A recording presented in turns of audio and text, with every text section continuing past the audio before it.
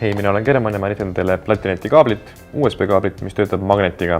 Neid on saadaval 2 erinevat, micro USB-d ja Lightningut. Ja komplekt koosneb kokku 3 osast. Kõigepealt suurem USB kaabel, mis on üle meetri pikk. Ühes otsas on täismõõdus USB ja teises otsas on midagi muud.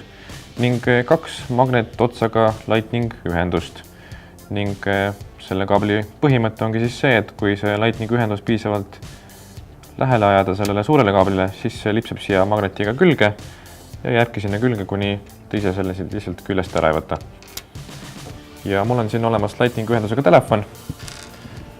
Selle kaabli kasutamine käib nii, et panen ühe neist siia pessa. See jääbki siia pessa, selle võib lihtsalt kaasas kanda, ei pea siit kunagi enam välja võtma.